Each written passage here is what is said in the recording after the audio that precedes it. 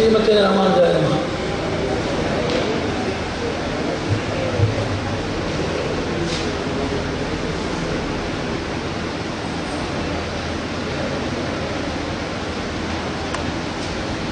This is an era of unity,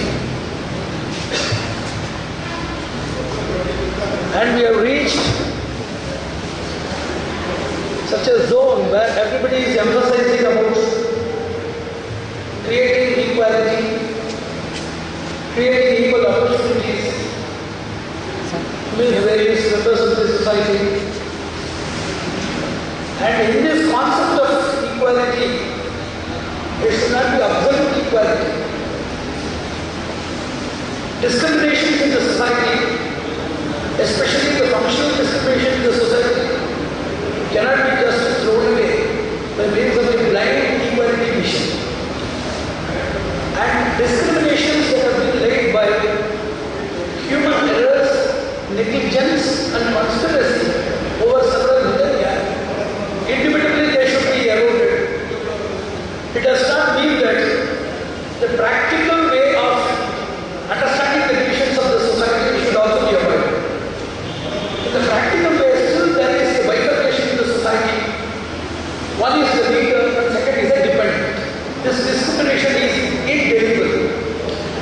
Likewise, I want to here mention that amidst various discrimination in the society, in order to create an indiscriminate society and a beneficial society, we have to organize the platform or the bridge between the two major members of the society. One is the ignorant dependence, second is the intelligent leadership. So this mutuality only will lead to the pathway of real equality and perennial harmony and peace as well as prosperity in the society. It starts with a quality known as Jagrana. Jagrana is known as awareness. So we can distinguish the society between two ends. One is the sleeping society and second is the society which is vigilant and active.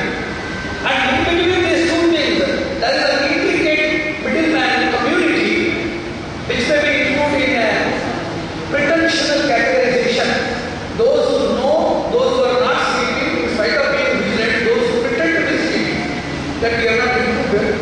So, in between the sleeping society, as well as the salubrious society is going to promote this society by offering them vigilance, rigorous care, dynamism and essential gadgets for their self-promotion and talent progress. We have to just understand the need for between these two people, which starts with all awareness systems.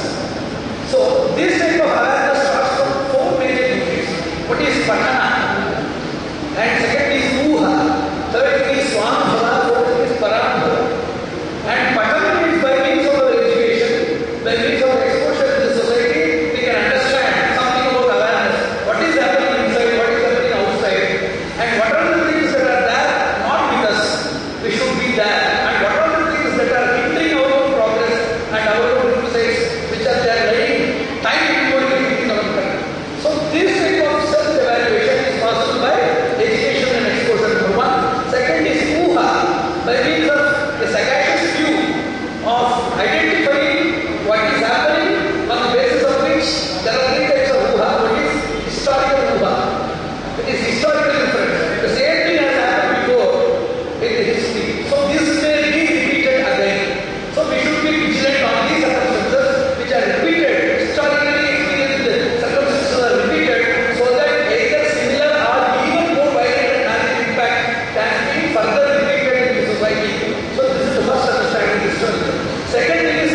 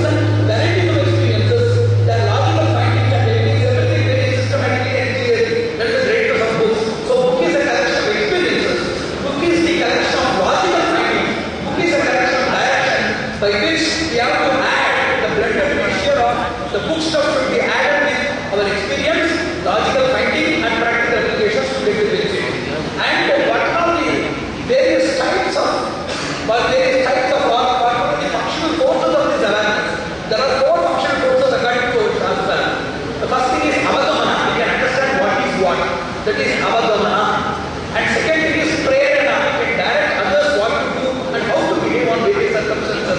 When they are in fear, when they are in anticipation, when they are in turmoil, when they are in ambiguity, when they are in the bindings or clutches of injustice, when they are in political or personal or social vendetta, when they are totally helpless, totally dejected, how to guide them is prerana. This is essential. Varana, how to prevent problems, that is known as varana. Uddharana, if somebody is not capable to speak for themselves, there are two things in legal jurisprudence as well as advocacy. One is appearing as party in person, and second is appearing for some other person as an attorney, as a power of attorney. So uddharana is all people cannot have the equal stamina to speak, the oration to speak, vocabulary to speak. Then apart from that, there is legal terminology, there is legal methodology of presentation. Even though most of the things are digestible, but somehow logical, legal presentation that to be cogent and systematically presented in the needed dimension is to be solicited with the court, because of which all people cannot just go and speak like that. So whenever the person is having stammering or having a particular quake of fear inside the mind, then he cannot argue for himself. Uddharana, he can be the power of attorneys for the people and he can uplift them. So uddharana, varana, avagamana, all of these various wings are meant for clearly understanding what you mean by awareness. Avagamana, prerana, varana and uddharana. These four wings are ancient traditional knowledge about awareness. What are the four major concepts which are just making us be far away from these concepts? What are the hindrance factors? What are the obstacles for them? Number one is avishwasa, ajnana, alakshya. These are some factors. What is ajnana? Ignorance in this society. Second thing is they know about that, but avishwasa, they don't believe it properly. Most of the people, if you take a survey, 61% of the people know about that is at least peripherally, 61% of the people they know, not to argue, not to conduct some of these cases, they know about the rule, they know about the principles of their own area. If somebody is having a company, they know about labor law. You should not ask the person to memorize environmental law and some other things. 50% is knowing, but you should understand, only 9% of the people, global community, believe that they can get justice. Most of the other people, they require some sort of influence. Few people say that it may be optional and accidental, we may get it or not. So, surety about getting justice is totally rejected from the society. Only few people wholeheartedly believe that they can get justice, even though they cannot pronounce because of contempt of court, suppression from the media, and various other problems that are there, crushing their necks to raise their vociferous voice against justice. Still, there are a lot of people, those who swallow and assimilate the indigestible concept of unavoidable injustice in all walks and corners of life in their own mind. So it is there in the society. Avishwasa. The third thing is alakshya, negligence. We will look afterwards. Fourth thing is alasya, sluggishness. They won't look after the problem unless it becomes a mega problem. They won't treat the mosquito bite unless it becomes a snake bite and becomes very sensitive. So these are the problems of the society by which not only institutions like this, so many people from the society, parental rights are there, academic duties are there, NGOs are there, responsibilities are there. It is a total clearing set, and I want to say something to Arun Bala and to all people. These people, they are living in islands. They cannot connect with judge community. They are not patronized by advocate community. Society does not realize this. These people are living in islands.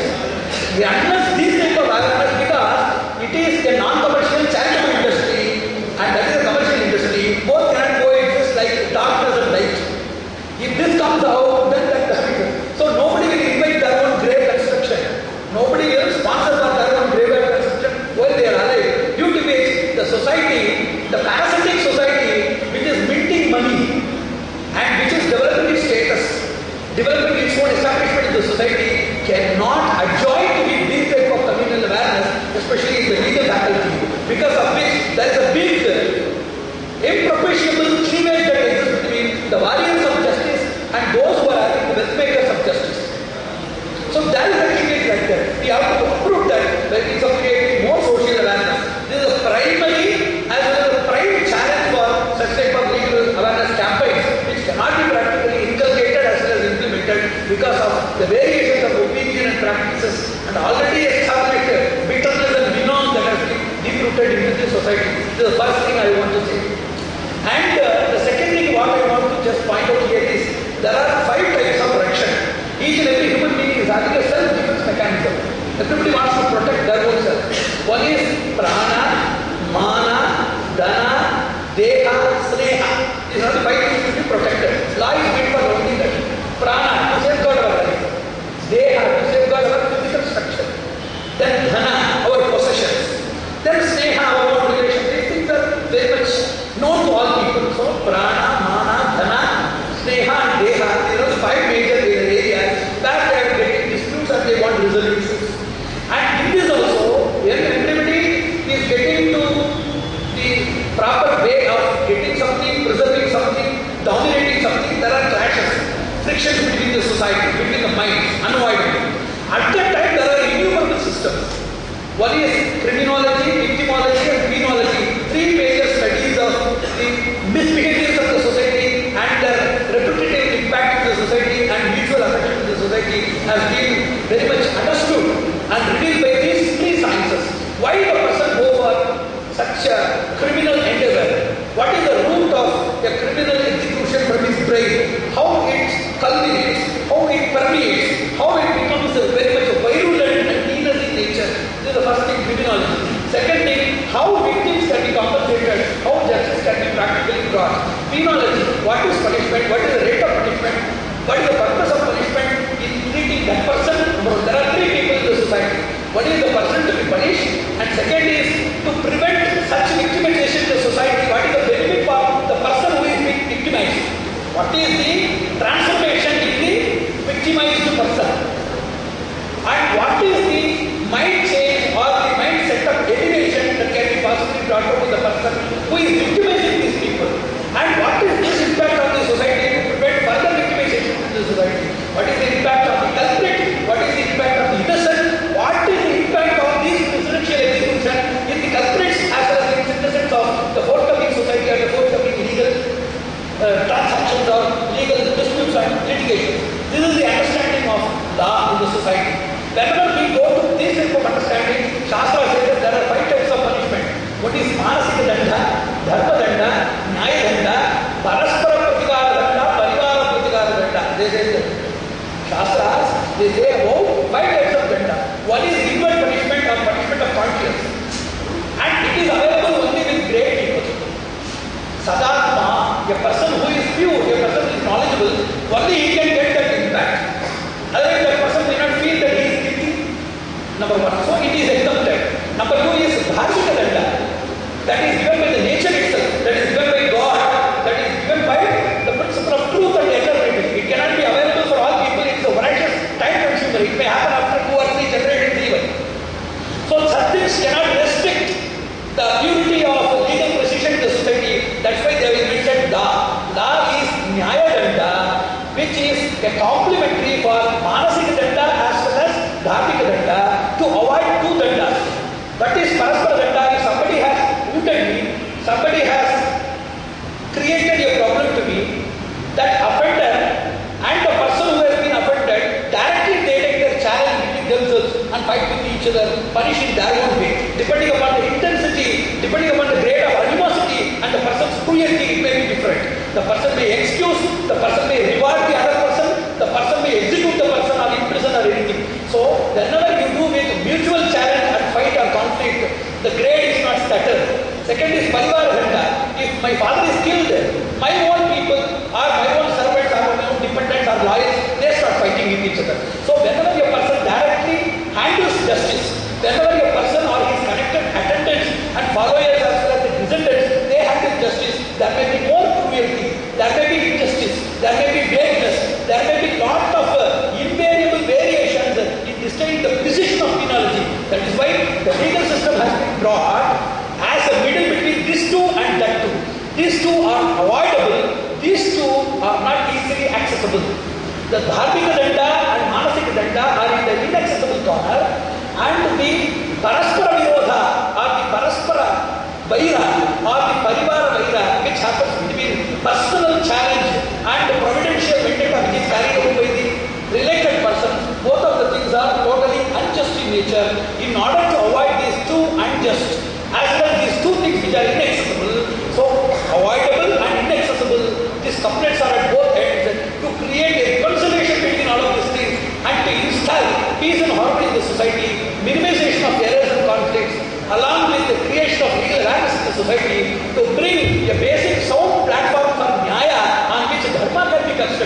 is the purpose of legal awareness. Legal awareness cannot create dharma, but to create dharma, you need a substantial base on which you can create dharma or moral. To create a moral, there should be proper legal awareness, there should be fear of punishment, there should be some sort of empathetic feeling for others, there should be self-restraint. All these things are practiced by the Shastras, given by our traditional ways of education, and parenting which is given by good parents. Along with these legal guidelines, we can create a foundation on which the superstructure mansion of dharma can be very easily constructed. So this is the understanding of this legal awareness. And coming to the conclusion, I want to say 2 or 3 points and finish it precisely. Whenever somebody is going for arguing, there are few problems. See, you should understand, till a person you have heard about 2 or 3 incidents at Bihar and Kerala where everybody drowned. So whenever we enjoy a boat trip or a boat journey, we are not thinking that we are not aware of swimming.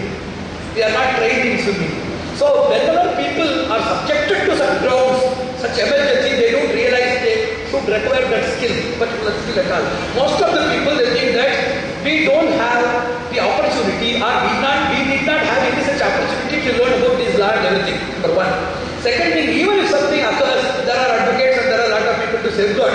So these 2 things are the bravery, so-called bravery, which is nothing but the negligent impudence of the society by which the people are not approaching legal awareness at all.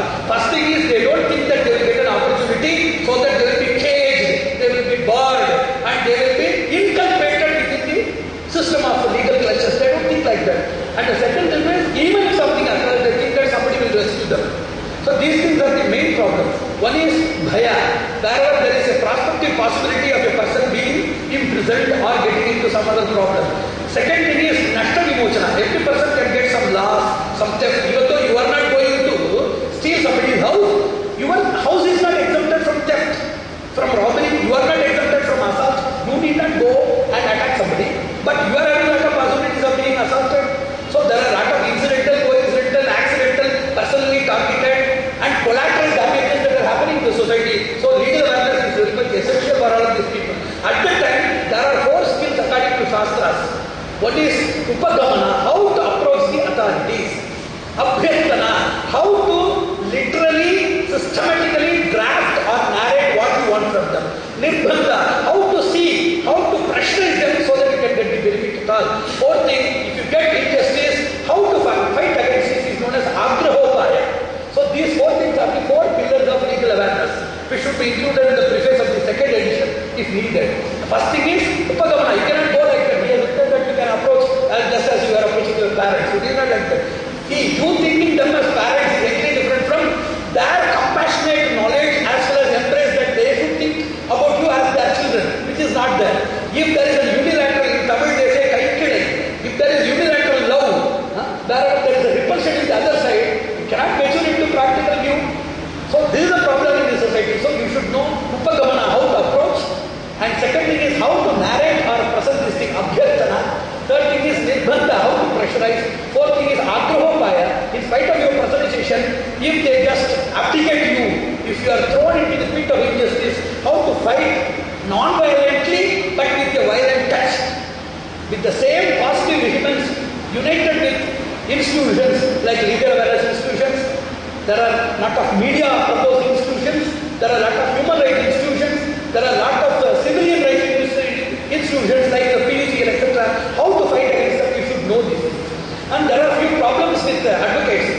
Why we should appoint advocates? The Shastra says adhivakta. They say for advocate, in Shastras, adhivakta, who can understand and present this in a very systematic manner, who can even present something which even you cannot present, you may not be knowing. Such a person is known as adhivakta. You are a vakta, he is known as adhivakta. Why he is selected so? One, any person who is subjected to a problem, he will be having a fear, he will be having ambiguity, mentally he will be unrest, so he will not be mentally and intellectually qualified to present himself. That's the first problem. Any person in Bihar, the person has not been spiritually or intellectually trained earlier. So merely knowing the facts or knowing the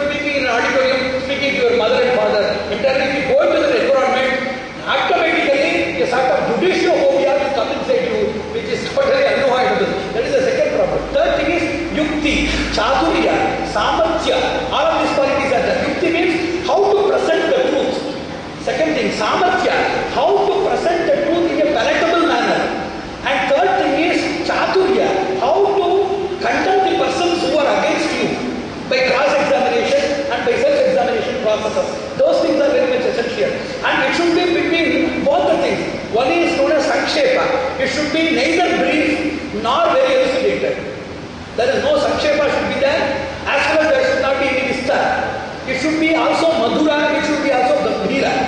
There should not be Punarukti, there should not be repetition, but you should emphatically present your thing, which is known as Abhyasa. These qualities are there. Moreover, the judge is having a lot of sleeping concepts inside. Three things are there: Daya, Preeti, Viveka. Daya means mercy of a judge. Viveka is prudence of a judge. The Daya is sleeping because of the power and arrogance of his seat. And Viveka will be totally eroded because of hearing lot of cases and moving more with public prosecutors and government-oriented designs.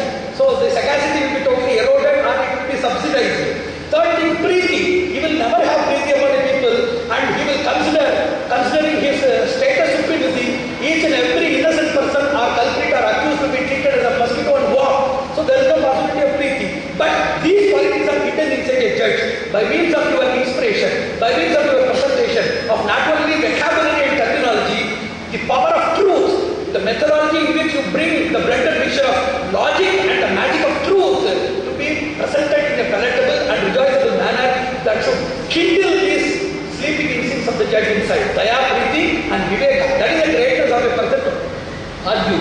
For that somebody has to write a second book and that will be a complementary with these books. So it is something like suji and other things. But to cook all of these things we need fire as well as utensils and other supplementaries. These ingredients need some sort of utensils by which we can bring out of the civil society. Moreover, there are some problems with advocates I want to say. Number one is Sajatiya. Second is Anucharya. What is Anucharya? The judges and advocates, they have some understanding, which we cannot create at all. Anucharya means these advocates, they know which judge, what, move, when to present, everything they understand. That Anucharya is not with us. One. Second is Sajatiya. Who are the judges? They are not born angels. They have come from the same public prosecution community. They will have the same evils. There is no assurance that they will be emancipated from the class of their earlier promotion. There is no surety at all. So there is Sajatiya. So all of these advocate as well as the judicial relations and interdisciplinary understanding as well as intertransactive understanding, it is a very big hindrance for legal independence and jurisprudential approach towards justice for common people. This is a problem. And all advocates, they are having some professional rascaldom which are totally unerasable in nature. What are they? Number one, Kalagrahana. If somebody comes as a client, they should be at least having a decade life. Even married couple will be separated after 6 months, but an advocate and client will not be separated at least for 10 years. So it is a decade relation maintained by these people. Second is Dhanagrahana. Dhanagrahana is extraction of money. Till the advocate becomes self-propelling, self-financially sufficient, or very much wealthy and opulential. So that is Dhanagrahana. Dvayagrahana is there. Dvayagrahana is getting money from both parties. That is third thing, Dvayagrahana. And fourth thing is that is known as Anyayavada, supporting whatever that is against the truth in the pretext of advocacy and skill, and supporting their own advocacy people at any cost, and having understanding between them. Whether it is a defense lawyer as well as an offense lawyer, they are lawyers and they have professional fraternity. And you both will be quarreling and thinking that they are working for you, they are having their own understanding. This is known as Anyayavada. And third thing is Apanaya. It is very much interesting. He told that there are 5 crores of cases which are pending in the society. Why they are pending? There are innumerable things. There are 3 tools in the society. One is compromise. That is extrajudicial compromise or judicial compromise. Advocates, they won't allow for that. Second thing is discharge petition or demotion. The discharge will not be allowed at any cost at all.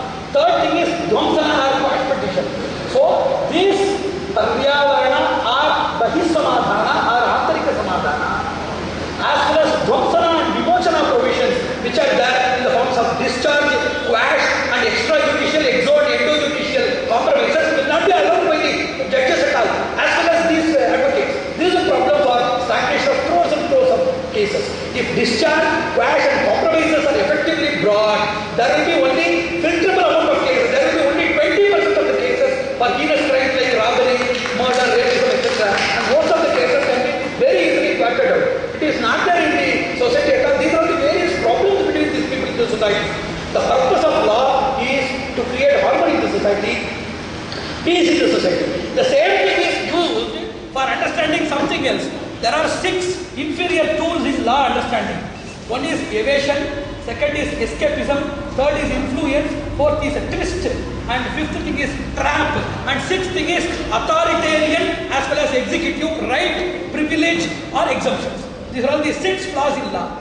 If we want to understand how to get legal benefit, how to give legal benefit to the society, but most of the 80% of the legal authorities, they are into research of something else. What is that? Evasion. How to evade or how to be away from legal bindings in the society and live happily with freedom. Second thing is escapism, where we can do mistakes but we can escape from the punishment. Third thing, where even if we get punishment, where we can be influential or influence others so that it can be minimized or written out, totally ruled out. The fourth thing is twist. When somebody puts something on you, how to twist the same thing on others. For that only legal knowledge is used. Trap. If somebody is innocent, somebody is developing, somebody is growing and competitor, how to trap the person and pull him to the pathway of hell, how it can be done. Sixth thing is, I am an executive of law. I am a judge, I am an authoritarian for law. So how to get these authoritarian as well as executive persons to be exempted from the clutches of legal punishments. I am an executive of law, I am an authority of law, so as I am handling this, I should not be punished if I just overrule my own inviolable injunctions. So this legal knowledge is now utilized for something else. For example, the weapon that has been, the tool that has been used for breaking coconuts for puja, for worship, is now used for beef butchery. That is the real position of legal awareness and knowledge now. So the legal knowledge has been mistailored or misstitched or mistuned for handling that evasion, escapism, twist, trap, influence and authoritarian as well as executive exemption from punishments and legal bindings. This is the present status of legal society. I want to finalize this session by saying 3 things. Jurisprudence is different from what we call judgment. Judgment is entirely different from what we call justice. Justice is the aim for all. Judgment is not justice. What the judge considers is judgment. If it is rightful, it becomes justice, otherwise it is judgment. Jurisprudence is the knowledge or the sagacity or the prudence that allows a person to know about the truth. If a person can honestly execute the same, that becomes judgment. If both the things are rightful, then that becomes justice. So jurisprudence as well as judgment, they have their destination as justice. They themselves, they don't form justice at all. I want to ask 3 questions and finish this session. Number 1, how these judges are believe that they are having the same quality? Is it innate or inherited or inspirational? Innately judges, they are not nowhere different from the society members. Second thing, inherited, there is no special training given for jurisprudence for maintaining temperament balance, emotional balance, equitability, equanimity. All of these things are not being specially taught to any judges. I have been to a lot of National Judicial Research Academy and I have seen a lot of coaching people. They coach nothing but even the small things which are known from Aesop fables and Aramsaya Virundu. Same things are being taught in sophisticated languages. Third thing, inspirational. For example, you know that whenever somebody walks on fire, everybody will be beating drums. Lot of people will be shouting and dancing. This environmental ambience will create an inspiration by which they will run on fire. Like that, a person is sitting on the bank, BANC Bank. What is the name of the seat of a judge? It is known as BANC Bank. Bank is the name of the seat in which a judge is sitting.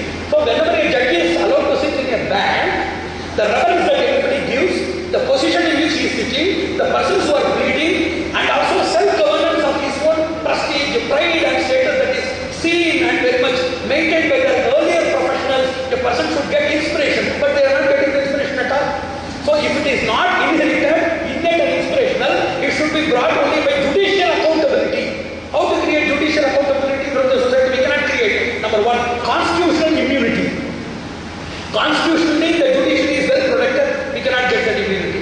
Second thing is, we are having our own blemish. So if you are having your own, that is, I have already told it is known as triple-M technology. Mutation for mutual mistakes. For my mistake, you don't open your mouth. For your mistake, I won't open mine. This is the present society. So if persons, politicians or anybody who has to take a step, they are having their own problems of blemish. How they can open their mouths at all?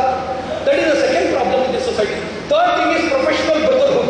If you are against a judge, wherever you want to take the same case or some other case for you, certainly you have to visit a second judge and they are all brothers and you cannot get any justice. You will be totally blacklisted from the society. So going against a judge is a very big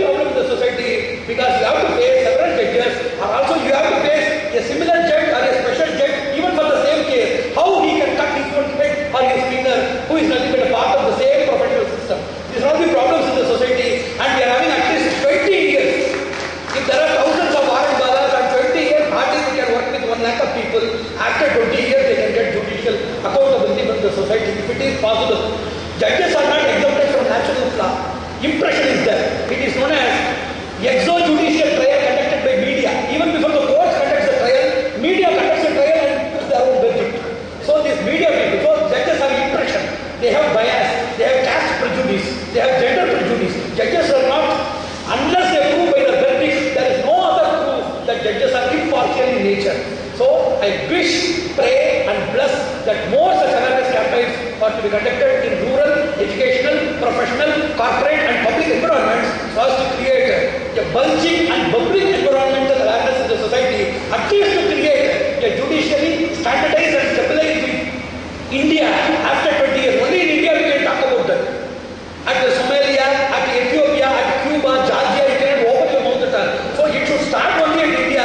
It is one among the missions of India's century that legal awareness for the global fraternity and transformation should arise only from the Indian pool of knowledge, Indian pool of dynamism. It should come. I pray that it should happen soon. Narayan, Narayan, Narayan.